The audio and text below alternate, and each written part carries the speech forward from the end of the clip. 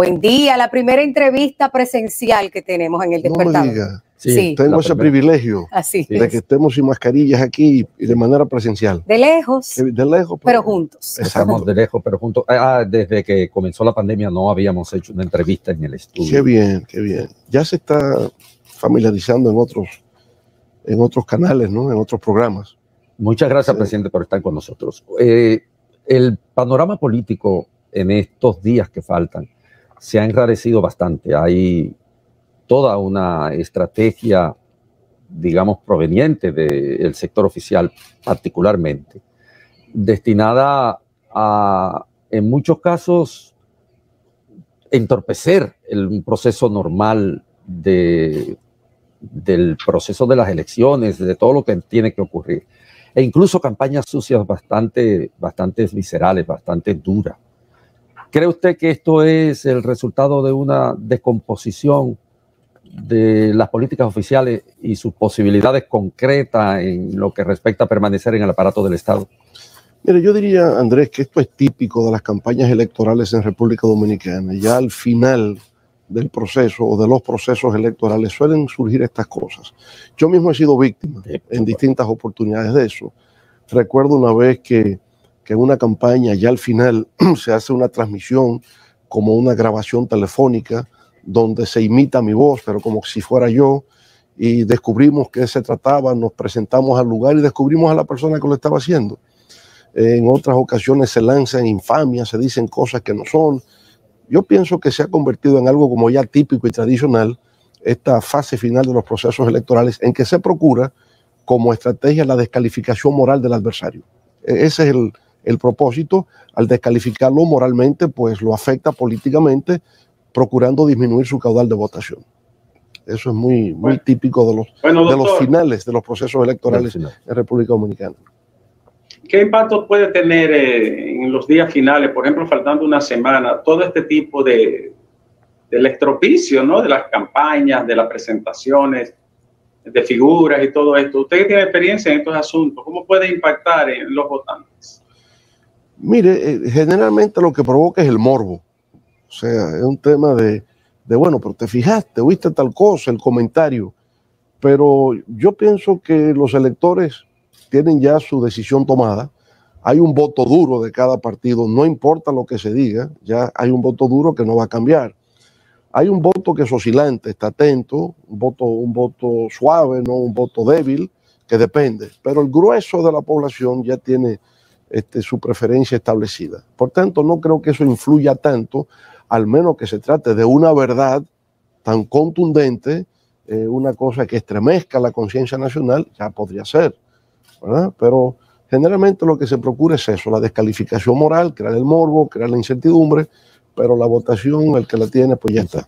Pero, por ejemplo, doctor, lo que acaba de ocurrir en las últimas semanas con el caso del PRM y hasta ayer el escándalo de La Vega, el PRM lo ha calificado como precisamente para hacerle daño a la imagen del PRM. Incluso el candidato a la presidencia de ese partido lo ha tildado de rastrería. ¿Es un duro golpe al crimen organizado o es algo que se va a utilizar para tratar de ganar adeptos del PRM y sumarlos al partido oficialista? Vamos a ver, yo pienso que todo lo que se haga en estos momentos, la percepción que se tiene es que se hace con un propósito político electoral, ¿correcto?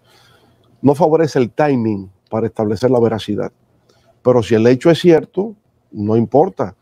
Yo pienso que en ese caso, digamos, hay un alegato que se sostiene. Si eso es cierto, sin duda alguna que afecta a la imagen, no importa el momento en que se haga. Lo lamentable, o sea, lo que la gente puede cuestionar es por qué se espera ahora para decirlo. No hay que procurar sacar ventaja política electoral. Eso se hace en cualquier momento, siempre y cuando se tengan las pruebas incontrovertibles y irrefutables de que se está actuando en un plano de estricto incumplimiento con la ley, desde un plano delictivo, para decirlo de manera más clara, ¿verdad? Entonces yo creo que es eso. O sea, el tema que genera el comentario es ¿por qué ahora? ¿Por qué no lo dijeron antes? Claro, se hace con una intencionalidad muy clara político-electoral, pero si es cierto, tampoco puede ocultarse el hecho. Así es.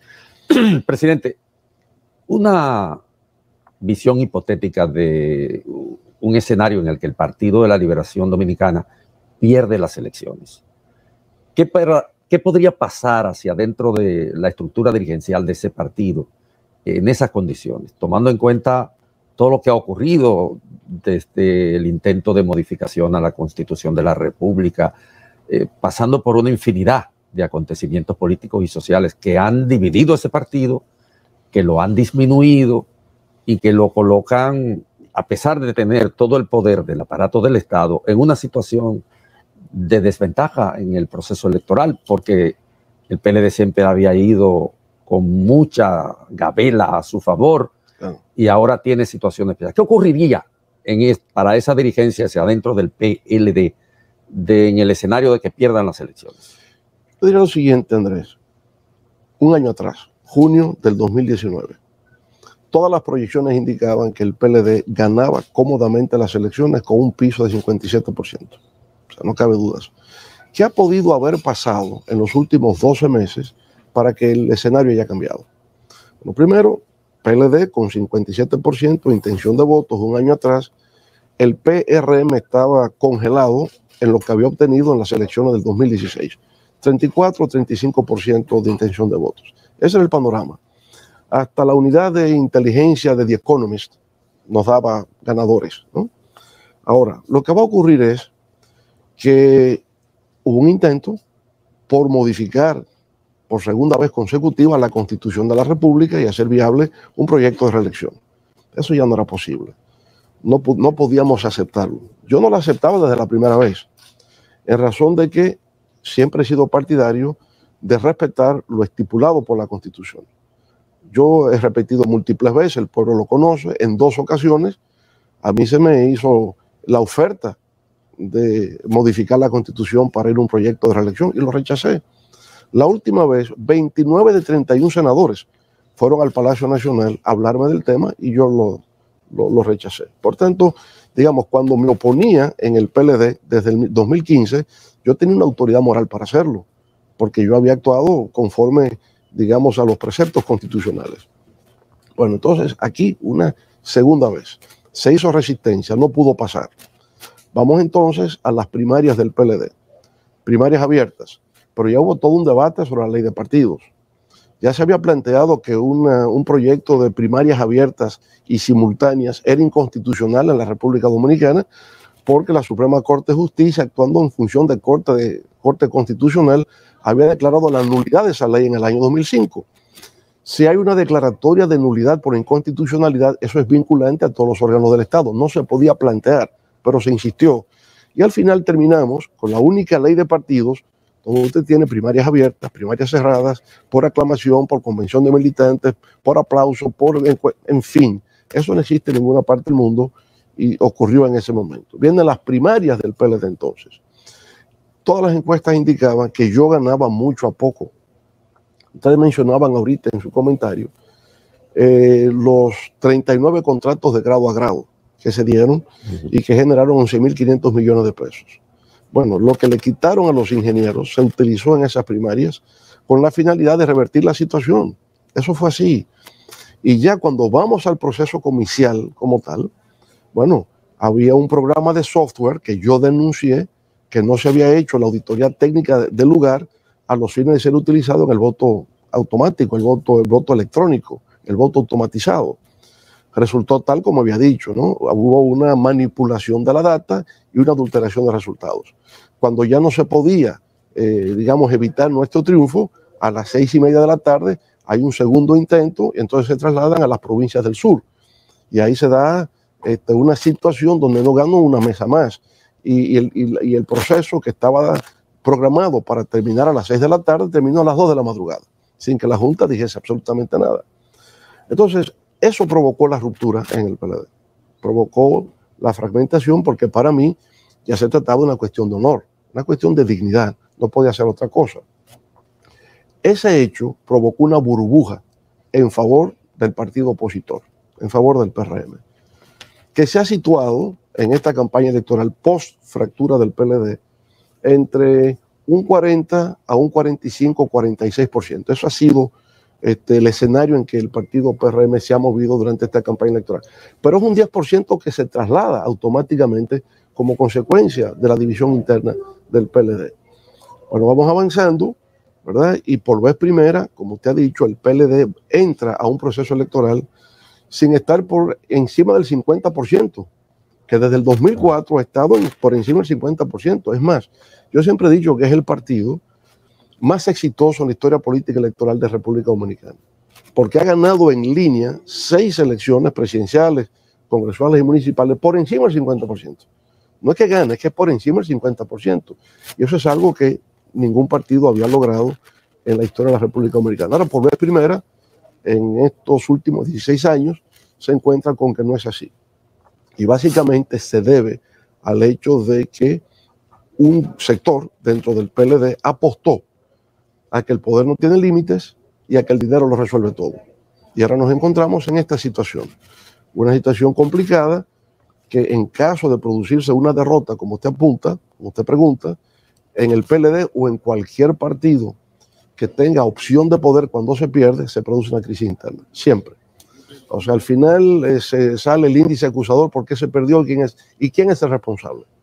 Y eso lo sabemos bien en el PLD, porque claro, las veces que se perdía siempre había una crisis que se presentaba, ¿verdad? Entonces esa es la realidad. Pero podrían echarle la culpa a usted, acusándolo de haber dividido el partido. No, yo no dividí el partido. El partido lo dividió el que impuso el fraude. No estoy obligado a aceptar un fraude, nadie está obligado a eso. Por consiguiente, frente a un hecho de esa naturaleza, no me quedaba otro camino que no fuese presentar mi renuncia al Partido de la Liberación Dominicana. Ricardo. Doctor, el plano institucional de la República, las últimas mediciones que han hecho organismos internacionales e internos también sobre el valor de la institucionalidad está degradado en el sentido amplio de la palabra. Esta semana me enseñaron una encuesta de una institución privada que midió 5 instituciones y la justicia tenía un 35% de aprobación y confianza nada más en el suelo. Mucha gente dice que usted pudo habernos dejado una justicia fuerte, poderosa, y hoy tuviéramos esas consecuencias y esos límites que lamentablemente no se tienen. ¿Qué usted piensa sobre este presente y el marco institucional que luce sumamente degradado? Bueno, sin duda alguna que hay una crisis institucional en la República Dominicana, hay una falta de confianza y de credibilidad en el conjunto de las instituciones del país. Por supuesto, esto es algo muy extendido en toda América Latina. Cuando usted ve el Latinobarómetro, es un fenómeno que se repite y tiene que ver mucho con el hecho de que todavía somos una democracia frágil, somos una democracia en construcción, no hay cultura democrática propiamente dicha. Fíjese lo que ha pasado en el propio PLD, el partido de Juan Bosch, ¿no? Creado con valores, creado con principios, con una mística, con unos determinados criterios, y sin embargo se es capaz de modificar la Constitución por segunda vez consecutiva con un propósito puramente reeleccionista.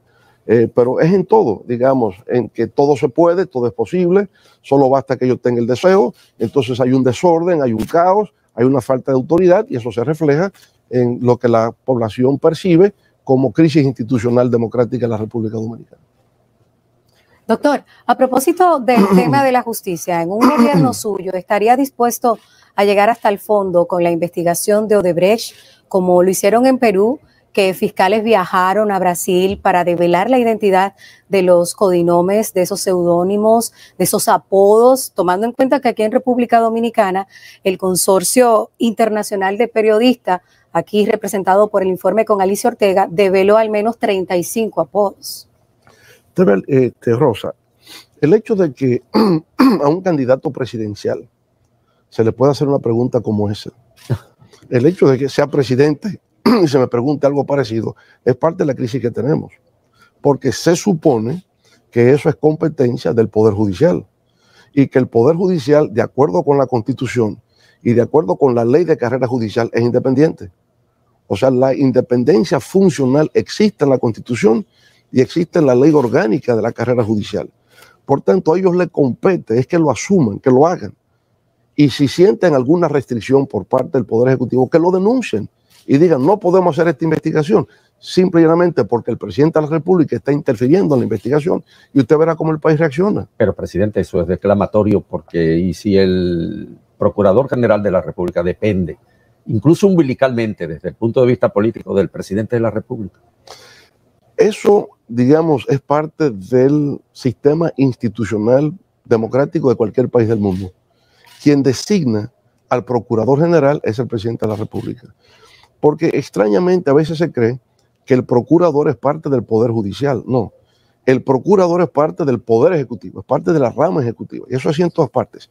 ¿Quién designa al procurador general en los Estados Unidos? El presidente. ¿Quién lo designa en Francia? El presidente. En cualquier país de América Latina es el presidente. Ahora bien, nosotros hemos logrado algo importante que a veces no se dice. El presidente designa al procurador general y la mitad de los procuradores adjuntos, la otra mitad los nombra el propio procurador. El resto de los miembros del Ministerio Público son de carrera y entran por vía del concurso y como egresados de la escuela del Ministerio Público. O sea, para ser fiscalizador de un juzgado de paz es por concurso. Para ser fiscal de primer grado es por concurso. Procurador de corte de apelación, todo es por concurso. O sea que eso lo hemos logrado avanzar. Y por consiguiente no hay ninguna razón para que un fiscal o para que un procurador de corte no actúe con total independencia, porque es inamovible, al menos que incurra en una falta en el ejercicio de sus funciones. No se le puede quitar, no se le puede remover. Alguna cuestión disciplinaria puede haber, pero eso lo decide el Consejo del Poder Judicial o el Consejo Supremo del Ministerio Público en caso de que se trate del Ministerio Público. Por tanto, hay una organización institucional en el ámbito judicial que está destinado a que funcione, ya es que la gente lo asuma y tenga el valor para hacerlo, ¿verdad? Pero eso existe. Y la voluntad política, porque, por ejemplo, el actual candidato del Partido Revolucionario Moderno proclama a un procurador general independiente. ¿Usted cree que con las condiciones que establecen las leyes actuales se podría lograr un procurador general de la República independiente o hay que cambiar la Constitución? Yo digo que hay que cambiar la Constitución, pero es que la Constitución lo dice.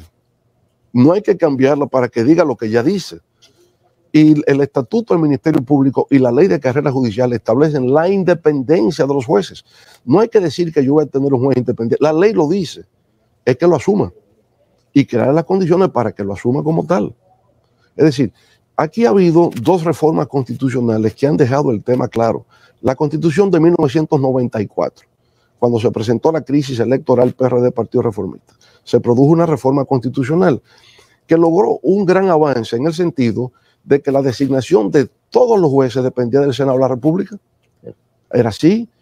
Se creó entonces el Consejo de la Magistratura, un órgano colegiado que solamente escoge a los jueces de los altos tribunales, Suprema Corte de Justicia, ahora Tribunal Constitucional, Tribunal Superior Electoral y el Tribunal Superior Administrativo, nada más. Los demás jueces, el poder político no interviene. Y cuando interviene el poder político es de manera colegiada los tres poderes conjuntamente.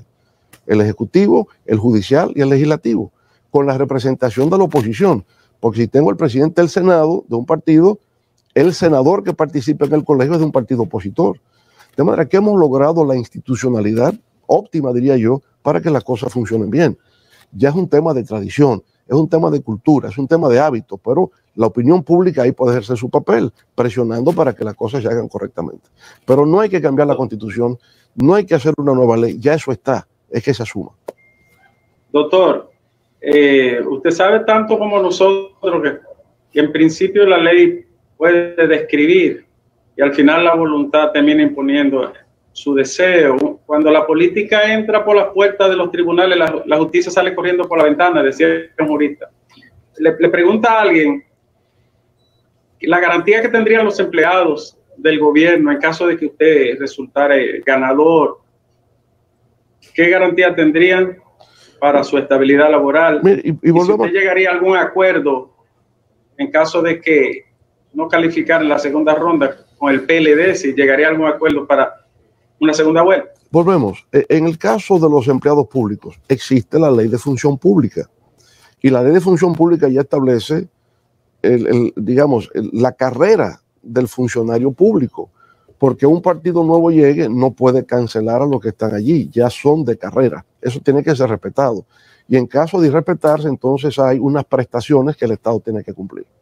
Es así. En el caso judicial por igual. Bueno, no es que la política entre a la justicia, es que ese juez es inamovible. A ese juez no se le puede cambiar, al menos que incurra en una falta. Por tanto, es su responsabilidad y es su deber hacer justicia conforme a derecho. ¿verdad? O sea que yo diría, solamente el que se deje intimidar, solamente el que tiene miedo, ¿verdad?, incurre en eso, pero no está en la obligación ni en la necesidad. Él está cubierto por un dispositivo de carácter legal. En cuanto a la segunda parte de su pregunta, Ricardo, digamos, yo prefiero esperar los acontecimientos.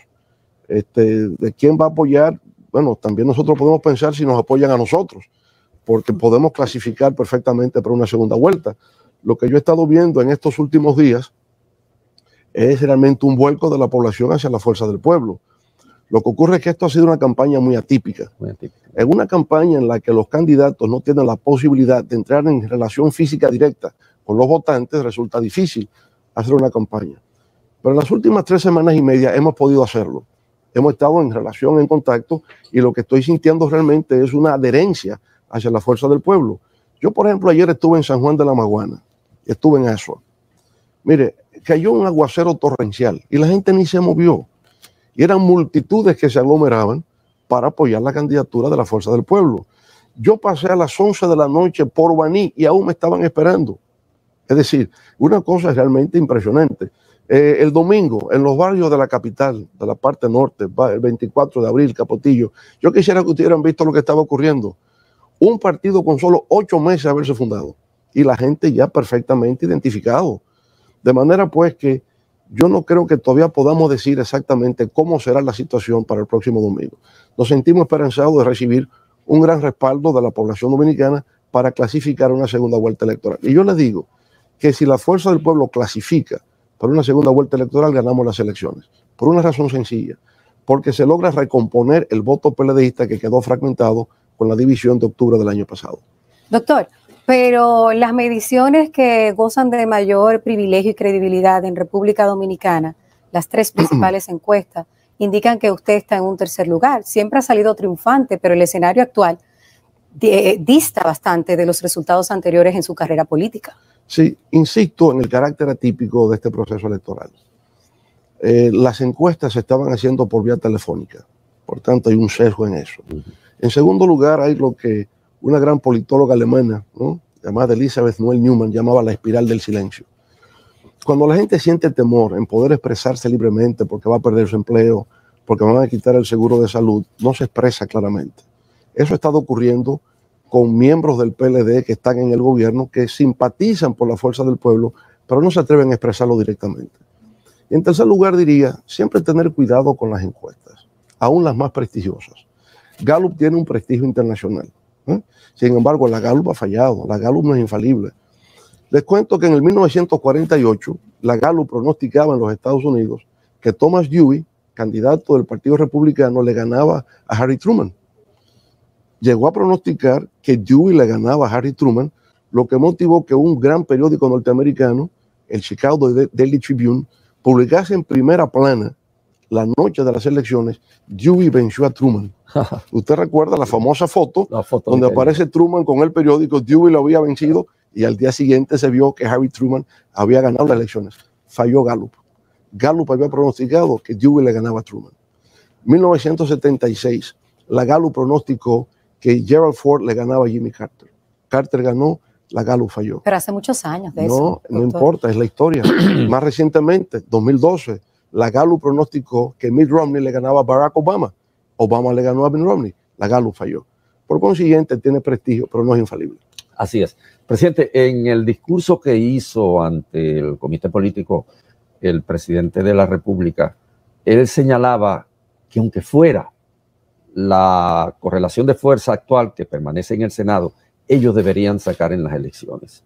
Es una admisión de fracaso en el proyecto presidencial que es la padrina con Gonzalo Castillo.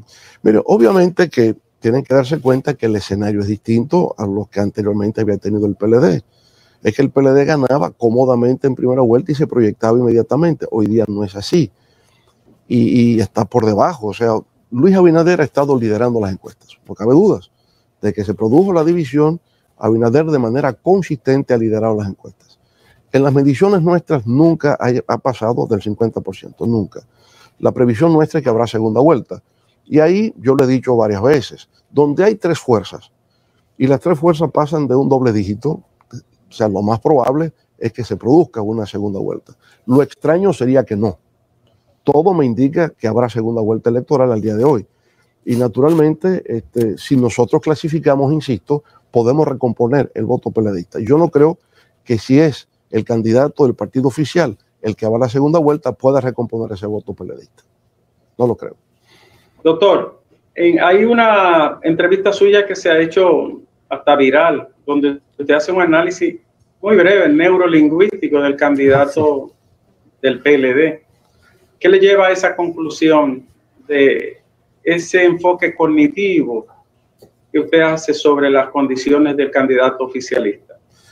Mire, yo aclaro siempre que en lo personal el candidato del partido oficial ha sido una persona afable conmigo, ha sido cortés, y yo he pretendido siempre reciprocar eso, pero observo algunas cosas en su conducta. Por ejemplo, me extraña que usted esté en el más alto organismo político de un partido y en 5 años donde compartimos nunca levantará la mano para opinar sobre nada. Me causa extrañeza que usted no tenga opinión, que usted nunca entienda que debe expresarse sobre algo. Yo le he dicho que yo no conocía el metal de su voz, y la verdad es que no, o sea, no lo conocía. Ahora es candidato en una coyuntura muy difícil para la República Dominicana, porque esta es una crisis, yo diría la crisis más aguda, más severa que la República Dominicana jamás ha tenido, porque no solo es una crisis sanitaria, es que la economía ha colapsado, es que hay un problema social, hay un problema hasta existencial, de angustia en la sociedad dominicana. Y eso va a requerir de alguien, digamos, que no solamente pueda gerenciar cosas, ejercer una función de liderazgo, de orientar a la población dominicana. Y esa es la palabra. Usted solamente puede orientar a través de la palabra. La palabra tiene que tener el poder de convicción, el poder de persuasión, el poder de convocatoria. Ese es el líder de una nación. Tiene que tocar el alma del país. Yo no le veo esas condiciones. Y no le veo esas condiciones porque noto en él alguna dificultad de conectar, ¿no?, pensamiento con palabra. Y veo en él, extrañamente, un tema en el manejo de los planos espacial y temporal. Por ejemplo, está en una entrevista y de repente confunde descubrimiento con independencia. Le hacen la aclaración y él es más preciso en la aclaración que quien se la hace. Mira, no son 200 años, son 176. Es preciso en saber que solamente hace 176 años de la independencia, pero inmediatamente borra. Bueno, hace 500 años cuando se fundó la República. Entonces me doy cuenta de que hay un problema neurolingüístico. Pero además, si usted me dice, vamos a construir un puente de 400 kilómetros. No, que lo construyó. Que construyó de 400 kilómetros, ni lo puedo hacer de norte a sur ni de este a oeste, porque me voy a pasar del territorio de la República. Entonces hay un problema espacial. Entonces yo digo, alguien que no es capaz de comunicarse de manera efectiva, que no puede tolerar una conversación como la que estamos teniendo, que no tiene una opinión sobre el tema educativo o el tema de salud, buena o mala, pero que tenga una opinión, yo pienso que no está calificado en estos momentos para dirigir el país. No lo digo en términos personales, sino en lo que representa políticamente, no es la persona idónea para dirigir los destinos de un país que está atravesando la peor crisis de su historia.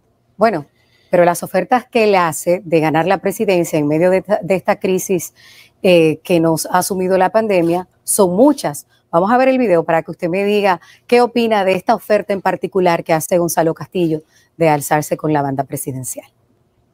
Ya está bueno. Ya no podemos decir que lo vamos a hacer. Ahora que ya sí tenemos las tierras por fin en manos del Estado, ahora lo vamos a hacer. Y quiero repetirle, porque quiero asumir el compromiso ante todos ustedes de que aquí habrá cuarto y empleo para todo el mundo. ¿Aquí habrá qué? Cuarto y empleo para todo el mundo. Para todo el mundo. Bueno, como ve, hay un tema de credibilidad. Las cosas que usted ofrece tienen que ser creíbles y tienen que ser viables. Cuarto para todo el mundo y empleo para todo el mundo, bueno, eso no sé. ¿No será que él tiene un lenguaje coloquial, llano, un lenguaje pueblerino? Es decir, no rebuscado, sino dialógico, así, común. Puede ser, pero tiene que haber relación entre forma y contenido. Obvio. ¿Verdad? Yo puedo decir que habrá cuarto, pero no para todos, porque, bueno, Sí. No es cierto, o sea, no es posible además. Aquí hay un problema económico que estamos tratando de resolver durante décadas y que hay empleos para todos. Aquí nunca hemos tenido una tasa de desempleo cero, pero tampoco eso existe en ninguna parte del mundo. Vamos a aplicar políticas de generación de empleos. Vamos a tratar de que la economía crezca. Vamos a fomentar la creación de empresas para que a su vez creen empleos. Eso es creíble, ¿verdad? Pero no tampoco crear la hipérbole, crear la ilusión, crear la fantasía de hacer cosas que no se podrán. Porque entonces viene el problema de que no se creen los políticos, de que los políticos dicen cosas que no se van a cumplir y eso se generaliza para todos. Hay otros dos videos que queremos mostrarle, doctor Fernández. Por ejemplo, la situación del presidente Danilo Medina. El viernes dio un discurso a toda la nación donde llamaba a la prudencia, a que las personas se mantuvieran aisladas, pero luego sale a hacer campaña política cuando no se le vio en medio de la crisis de la pandemia. Y escuche usted cómo se refiere a sus ex compañeros de partido. Aquí por la dirección del partido no pueden mandar señoritos a la mesa electoral.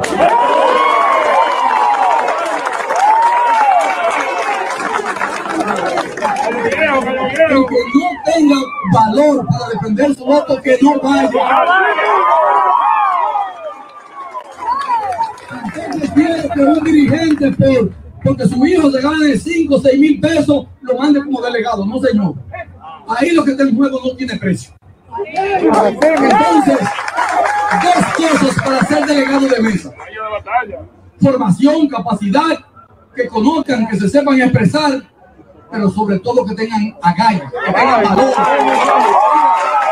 Agallas, valor, lo que está en juego no tiene precio, señoritos. Ha insistido con el calificativo señoritos. Sí. Y agallas. Sí. Coraje. Él casi tigueraje. Sí, casi tigueraje. Él ha dicho esto, por lo que cuando pude ver completamente el video, él lo dice, porque alega que 130,000 votos del PLD fueron anulados. Es un nuevo dato que él trae a colación, no sabía que eso fuese así. Habría que ver el motivo por el cual esos votos fueron anulados. De 170,000 en general, 130,000 fueron del PLD, según lo que él planteó. Sí, fueron anulados. Bueno, habría que ver qué fue, ¿verdad? Pero en todo caso, yo pienso también que se pierde la perspectiva de qué fue lo que ocurrió en las elecciones municipales. El PLD tenía 106 alcaldías y en esas elecciones perdió 46. El presidente trata de presentar otro contexto de que es un tema de 44 punto algo a 44 punto algo, que por tanto fue un empate. Bueno, mire, pudo haber sido un empate en términos porcentuales, pero fue una derrota en términos reales. O sea, usted perdió 44 alcaldías. Que no, que pudo haber sido menos si esos votos no se hubieran anulado. Entonces perdió 23. Pero 19 alcaldías del PLD fueron ganadas porque contaron con el voto de la Fuerza del Pueblo. Si usted le quita el voto de la Fuerza del Pueblo, las habrían perdido también. De manera que en el primer encuentro electoral, la primera participación electoral del PLD, ya no estando unidos, va a una derrota inesperada. En febrero, cuando se suspenden las elecciones por el problema con el programa de software, el presidente actual del PLD dijo que al momento de la suspensión ellos tenían 116 alcaldías aseguradas. Es decir, habían subido 10 más de las que tenían, pero cuando se va a elecciones realmente perdieron 46. Por lo tanto, yo pienso que el tema no es tanto lo que ocurre en la mesa de votación, el tema es lo que los electores están pensando. Y los electores no están respondiendo como tradicionalmente se respondía al Partido de la Liberación Dominicana. Ese es el hecho real. Así es. Bueno, un último video, Andrés, perdone. La otra vez cuando le entrevistamos en medio de la pandemia, yo le hacía referencia a usted sobre algunos pronunciamientos de Margarita Cedeño de Fernández, de su esposa, y usted me dijo que no lo había visto. Entonces yo ahora le guardé los videos para que usted los vea y me diga su apreciación. Ella se refirió también al tema de que usted decía que estaba muy tarde para ablandar habichuelas y el ánimo que ella muestra en esta etapa de la campaña electoral. Veamos.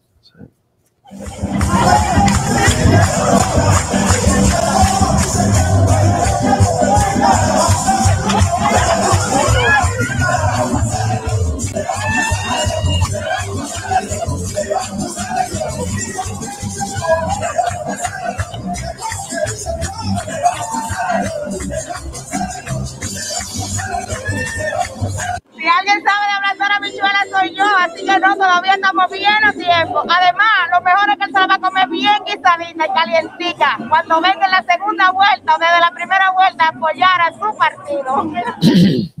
Doctor. No escuché bien. Doctor,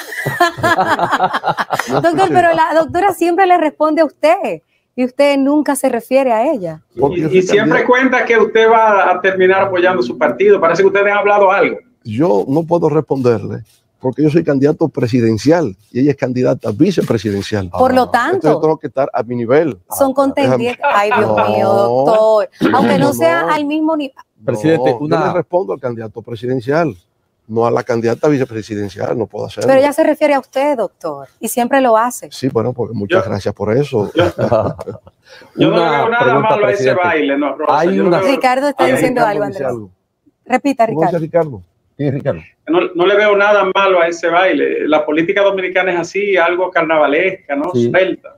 No le veo nada malo, pero en cuanto a las habichuelas, ella no está convencida de que ya es tarde, doctor. Yo creo que es tarde para ablandar habichuelas. Así es. Yo creo que es tarde. Bueno, algunos comunicadores y políticos. ¿Por qué tarde para Está salir hablando Danilo Medina a la calle ya? Repítame. Dice Ricardo que porque ya es tarde para salir a la calle, y yo quisiera que ahí mismo usted me responda. No, para salir a la calle no es tarde. Todavía hasta el jueves se puede salir a la calle. Para ablandar habichuelas hay que estar. Pero yo veo una seguridad en el pronunciamiento de Margarita que dice, y él se la va a comer la habichuela calientica y blanditica. Con los compañeros de la Fuerza del Pueblo. Así es. Mire, presidente, hay sin embargo mucha gente de cierta influencia dentro del Partido de la Liberación Dominicana que ha proclamado abiertamente, incluso con artículos, con diligencias, etcétera, un acercamiento posible entre la Fuerza del Pueblo y el Partido de la Liberación Dominicana, tomando en cuenta que tienen un mismo génesis, una misma génesis. Realmente, ¿en qué condiciones se podría dar un reencuentro en el marco de estas elecciones entre la Fuerza del Pueblo y el Partido de la Liberación Dominicana? La única forma posible es que esa cúpula dirigencial entienda que la única manera de poder ganar las elecciones es recomponiendo el voto PLDista a través de la Fuerza del Pueblo. Si no, no es posible. No es posible.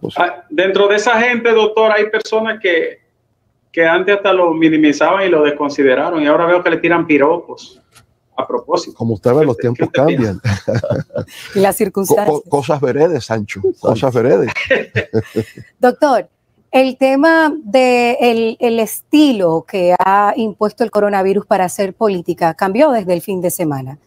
Ustedes como candidatos a la presidencia, todos los candidatos principales participaron de actos con aglomeraciones de personas. ¿No es un acto imprudente en la etapa que estamos viviendo ahora mismo de la pandemia? Mire, ciertamente sobre eso uno tiene sus dudas, ¿verdad? O sea, le pedimos a la gente, pero traten de mantener cierto distanciamiento. Todo el mundo con mascarilla. Nosotros llevamos mascarilla en los vehículos. Cuando vemos a una persona, le entregamos la mascarilla para que se proteja, ¿verdad? O sea que tomamos medidas de precaución y de prevención para que estas aglomeraciones no se conviertan en una fuente de contaminación. Lo hacemos. Ahora, también con respecto a la pandemia, hay distintas formas de mirar.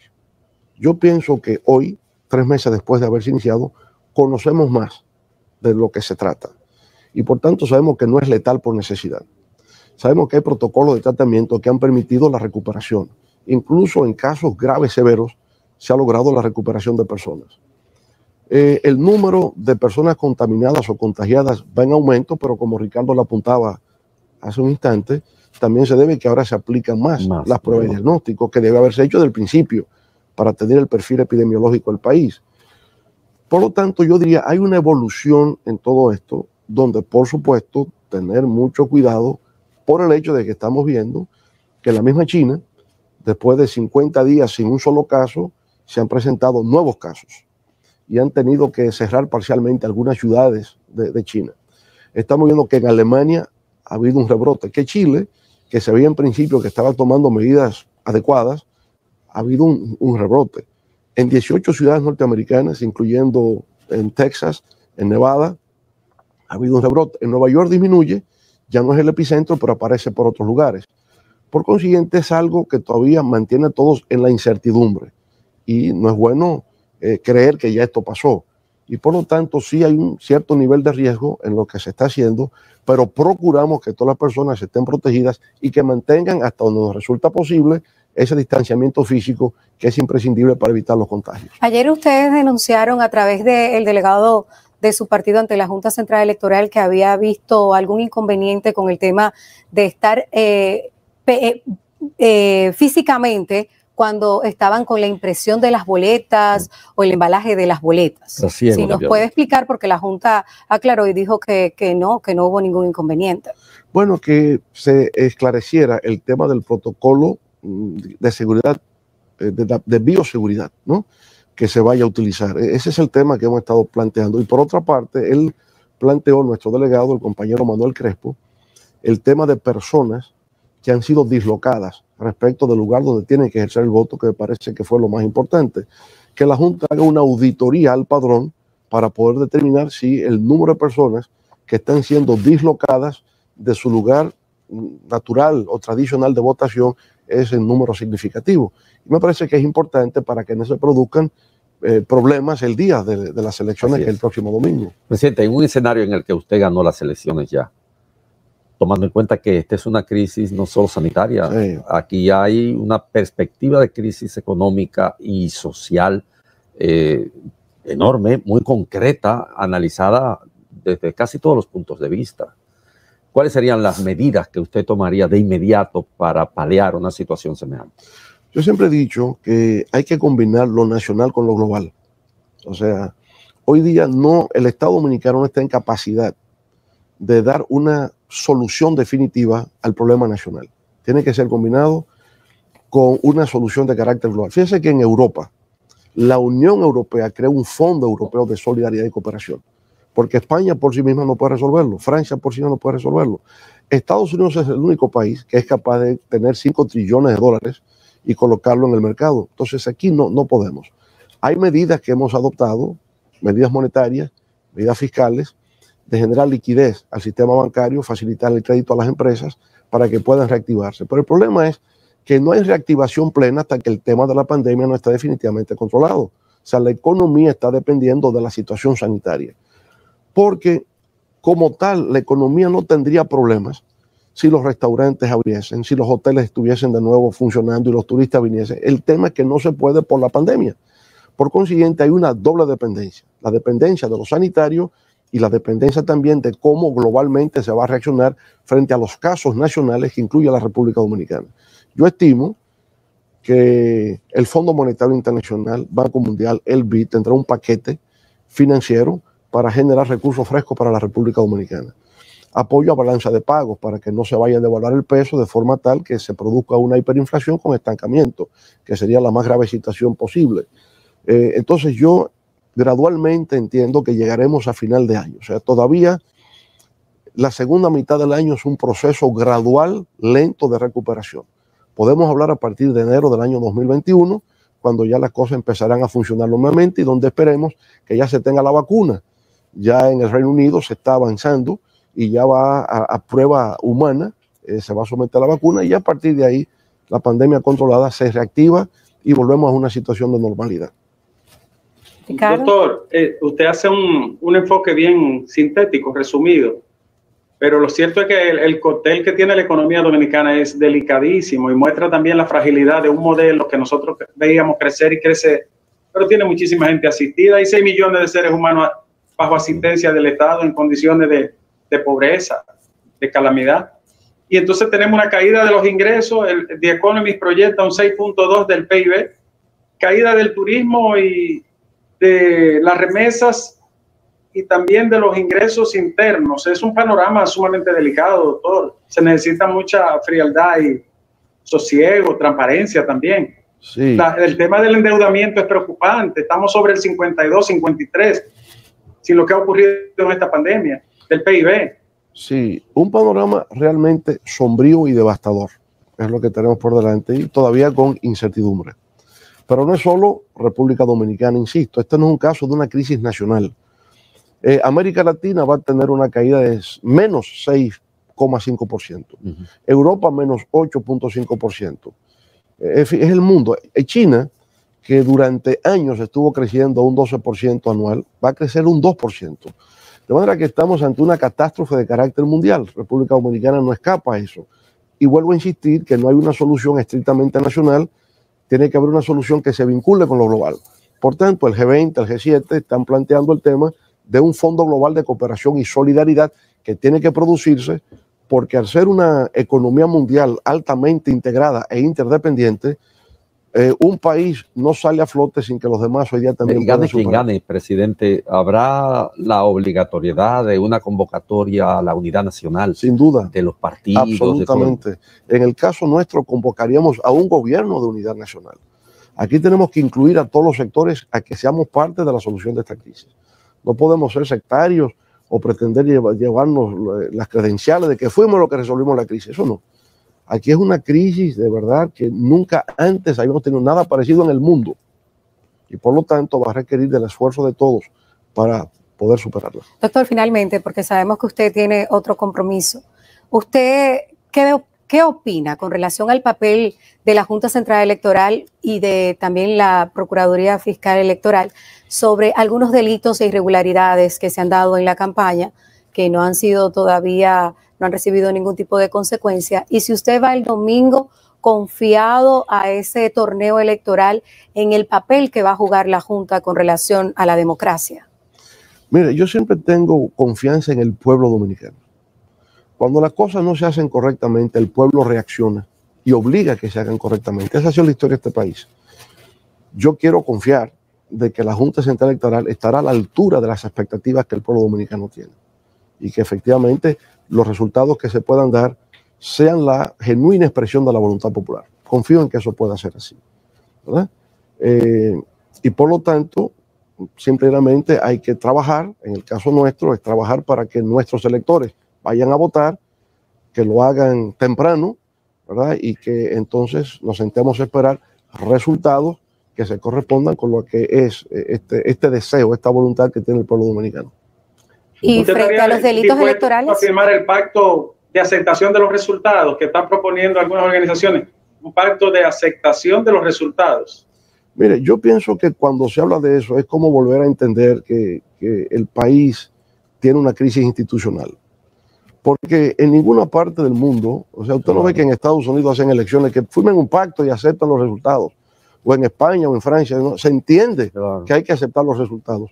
Cuando se solicita la firma de ese pacto, porque hay dudas de que los resultados se, digamos, hoy salió reflejen. Una carta pública de Gonzalo Castillo, sí, solicitando el respaldo porque él toma la iniciativa firmando esa carta de aceptar los resultados. Bueno, a mí se me quería obligar a lo mismo en las primarias del PLD. Ay, mire. Entonces, no, ¿por qué? Y resulta que hubo fraude. Entonces, si yo hubiera firmado, ¿tengo que aceptar el fraude? No, pues no, sencillamente no. Yo espero, ¿verdad?, que el órgano electoral, digamos, actúe con imparcialidad, para eso están, y que los resultados que ellos presenten se pueda verificar que ciertamente es la expresión del pueblo dominicano. Bueno, finalmente un mensaje a los seguidores de Leonel Fernández como político y también de la Fuerza del Pueblo. ¿Cómo va a ser el cierre el jueves próximo? Vamos a hacer una gran actividad de cierre. La estamos definiendo hoy cómo es que la vamos a hacer, pero los compañeros y el segmento de la población dominicana que nos sigue ha visto en las últimas 3 semanas un cambio en el panorama político nacional. Hay un vuelco que se refleja en todas partes, en todas las provincias que he visitado en las últimas 3 semanas, se siente el apoyo creciente hacia nuestra candidatura. Y creo que se ha debido a que por vez primera pudimos salir a las calles a tener ese contacto físico directo con los electores. Por tanto, entiendo que hay un vuelco a favor de la Fuerza del Pueblo y que estamos posicionados para clasificar y a la segunda vuelta. Finalmente, y he dicho finalmente, sí, no sé cuántas veces, pero sí, siempre se torna interesante conversar con usted, sus proyecciones que usted siempre la hace a nivel congresual. A nivel congresual vamos a tener una buena representación senatorial, primero porque estamos en alianza con el PRM. ¿Números? No me atrevo, porque quizás me quede corto, entonces algunos compañeros me lo reclamen. Pero donde pero va a cambiar el Congreso, la composición, sin va a duda, cambiar. Porque donde hay la sumatoria de los votos del PRM y de la Fuerza del Pueblo es mayoría. Y al ser mayoría, pues saldrá triunfante. Por tanto, sí, la oposición actual tendrá mayoría en ambas cámaras.